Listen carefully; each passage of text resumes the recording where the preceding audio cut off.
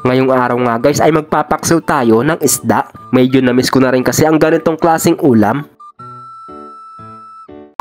Ngayong araw nga guys, bago nga pala natapos ang duty natin, bumili nga pala ako ng isda na frozen. Yun kasi ang naka-promo kaya ayun ang binili natin. Napag-isipan ko kasi na medyo matagal-tagal na nga rin pala ako hindi nakakapagluto ng paksiw na isda.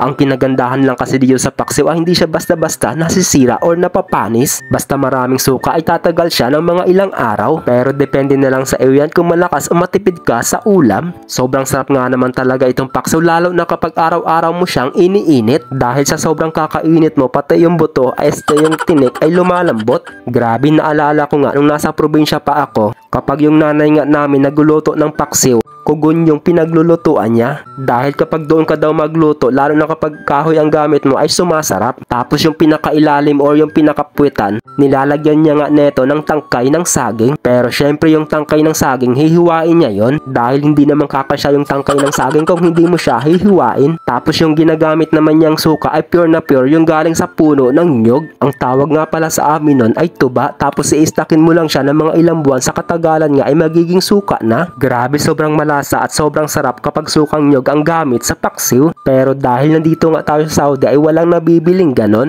Meron naman nabibiling suka dito pero may halong preservatives na. O siya, mahaba-haba na nga rin pala ang kwentuhan natin. Eto nga pala yung mga sangkap na gagamitin natin para sa paksiw. Meron tayo dito isang buong sibuyas at isang buong bawang. Pero nauna ng balatan at gayatin. At etong luya naman ay babalatan lang natin. Tapos gagayatin ko lang siya ng pagganito pa-slice. Medyo marami nga pala yung gagamitin nating luya dahil nakakatulong yan para mabawasan yung lansa. Pero syempre isda nga yan, hindi talaga maiiwasan na malansa yan. Masarap ang paksiw kapag hindi mo tinitipid sa mga sangkap. Pero sa ngayon nga mahal yung mga pang-aromatics dyan sa Pinas. Kaya naman mapapaisip ka talagang magtipid. Pero dahil medyo mura nga dito sa Saudi ang bawang at sibuyas, kaya sawa tayong maglagay. Pero wag ka lang iiyak kapag naghiwa ka ng sibuyas. Nahugasan na natin yung isda kaya magsasalang na tayo dito ng automatic nating lutuan. Ingat na ingat nga rin pala ako dito sa lutuan ko, baka mamaya ay masunog yung wire. Mahal din kaya yan kapag binili mo tapos masusunog lang. Ayan, mapunta na nga rin pala tayo dito sa lulutuin natin. Tapos naglagay nga rin pala ako ng pang-aroma dito sa ilalim ng kaldero. Saka ko naman ipapaibabaw itong isda. Tapos yung natirang pang-aroma ilalagay naman natin dito sa ibabaw.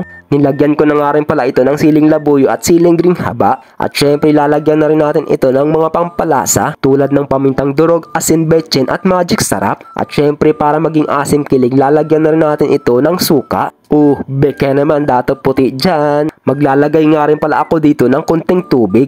Munti ko pa nga palang makalimutan lagyan ng dahon ng laurel. Tapos tatakpan ko nga lang pala ito hanggang sa kumulo. Mga 15 or 20 minutes luto na rin siguro ito. Siguro gutom ka na kaya minamadali mo. Ayan, luto na para makakain ka na. Magsando ka na ng kanin kasi mapaparami ang kain mo. Damihan mo na rin ang paglagay para hindi ka na bumalik. Charot lang. After 3 years ngayon lang tayo ulit makakain ng paksiw. Kumuha na nga rin pala ako ng pinakasabaw niya para isabaw dito sa ibabaw ng kanin. O siya, kung di pa nga pala kayo kumakain, first bite, unang subo.